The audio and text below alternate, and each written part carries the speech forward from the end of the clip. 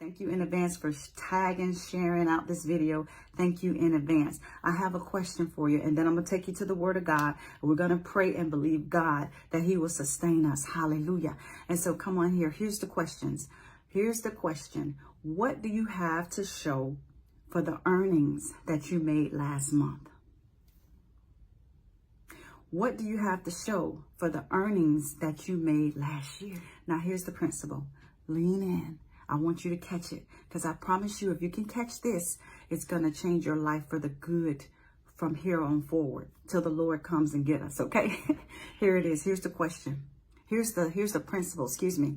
A part of all you earn is yours to keep. It's real simple. I'm going to say it again. A part of all you earn, a part of it is yours to keep. Now, you may say, why you say that, Lena? Because I'm going to tell you, this thing is not discriminative. I've seen it attack the wealthy. I've seen it attack the middle class, and I've seen it attack the lower class. I've seen this thing attack those in the church and outside the church. And here is what's happening. How did you answer those questions? Do you have something to show for what you earned last month? Do you have something to show for what you earned last year? The reason why it might not look good for you outside of inflation, because inflation is happening, it's a real thing, and I'm not going to dismiss that because it's for real. But if you have not tapped into this principle, that knowing everything that comes to you, everything that you earn, a part of it is yours to keep. If you don't get this, what's going to happen to you is your money is going to leave you, not just in bills. Because inflation, yes, there's a higher ticket price at the grocery store. There's a sure enough higher ticket price in the real estate market. It's for real. But you still got to catch this principle that all that you earn, a part of all you earn is yours to keep. So you have to start paying yourself. You have to start not allowing everything that you get to leave you. And like I said, it's non-discriminative. It attacks the wealthy and the non-wealthy. But here's one thing you have to catch. If you can catch this, you'll be the better for it. Because I've seen some of my wealthy friends get promotions, and then they get yachts and they go to, these private clubs. They find somewhere for that money to go. That's not an asset.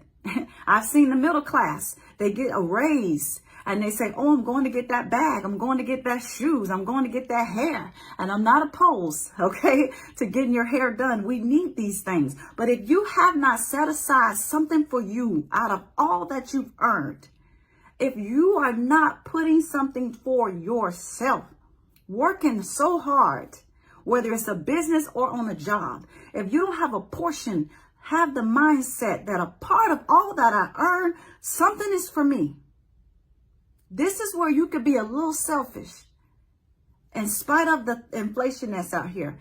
It's a reality that people are making more money than they've made their whole lives, and they're struggling more with the more money than they did when they had a lower salary. And that is because inflation is out here.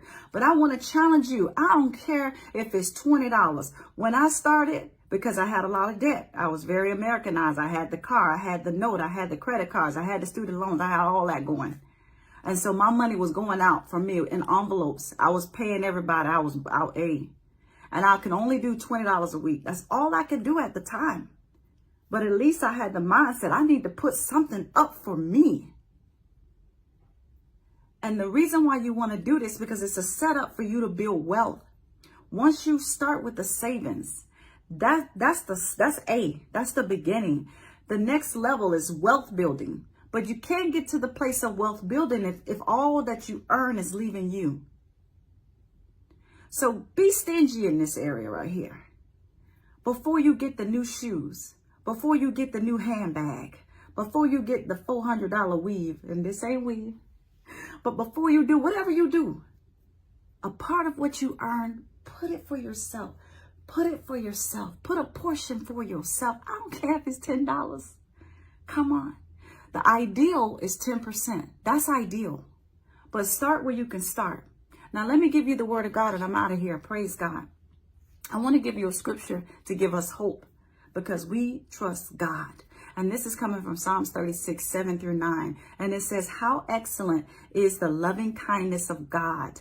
Therefore, the children of men, we put our trust under the shadows of his wings. So I promise you, when you submit your income, you submit your earnings, and we trust God, his loving kindness will overshadow us like wings. You know, it'll overshadow us. He overshadows us with loving kindness. Verse 8 says, they shall be abundantly satisfied. Come on, declare, I am abundantly satisfied with the fatness. That word fatness is deshan in the Hebrew, and it means fertility. It means blessings. So it says that you will be abundantly satisfied with blessings of thy house. Come on.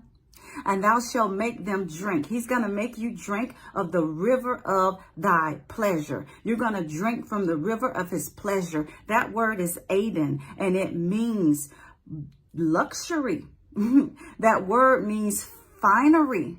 That word means delight. Come on. For with him is the fountain of life, and in his light, you're going to see light. So I'm praying that God will light your path.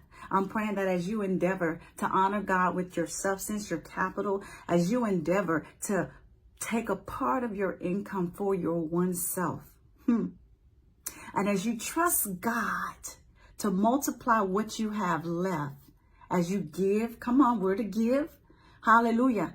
Listen, there's a promise here that as you trust in him, he's going to overshadow you, and that you're going to be abundantly satisfied with fatness from his house. Come on.